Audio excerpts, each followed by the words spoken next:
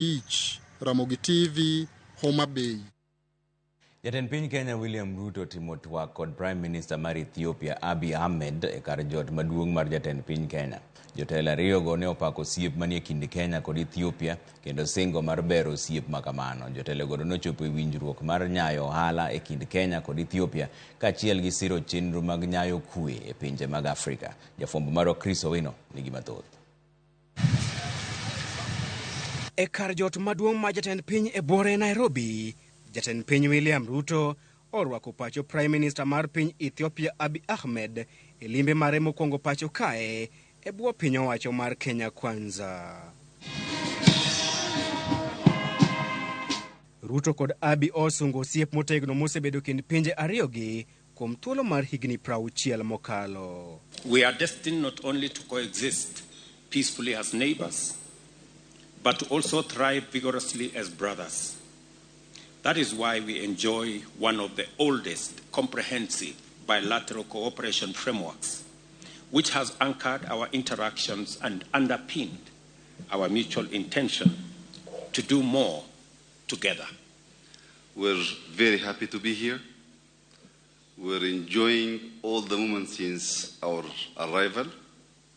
Everyone is witnessing the friendship, the brotherly attitude towards Ethiopia from our brotherly country, Kenya, is a demonstration that these two countries doesn't have any baggage to strengthen our relationship, also to go forward in multifaceted and ambitious economic plan that both countries has.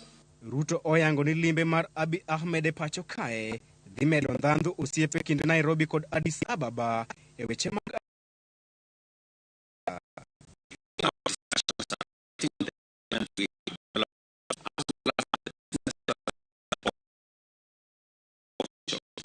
As a commission, there is reason for us to be confident that Kenya and Ethiopia are moving together in the spirit of fraternity, solidarity, and strategic partnership to actualize the immense possibilities that lie before us for peace and security, as well as economic transformation and stability between our people. weche mag kelo kwe pinje mag Afrika bende omi peke twak e kind jotelo ariyogo e kinde ma Abiy Ahmed opako Jatend Piny William Ruto kuom chenro mage mag nyayo kwe e pinje mag Afrika ma ugwe kod Afrika madiere. We are delighted to be here.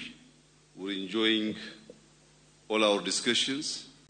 President William Ruto is playing a great role on sustaining, realizing peace and security in the region. We've been discussing half of our discussion focused on how we can integrate in our region. Kenya Ethiopia bende otwa kibe Afrika Our discussion was focused on how we can sustain peace and security in our region, which is the most important element for our economic endeavors. I hope after this visit, everyone, including the people of Ethiopia, the people of Kenya, and other neighbors, will understand the benefit of a strong relationship on elevating the life of poor citizens in both countries. Your visit, my brother, Excellency, has reminded us of the deep foundations of the relations between our nations. It has motivated us to reflect on the implications of our shared destiny, encouraged us to do our part to ensure that we find our space in the regional, continental, and global quest for prosperity, and inspire us to proceed with urgent and resolve challenges while exploiting the opportunities before us.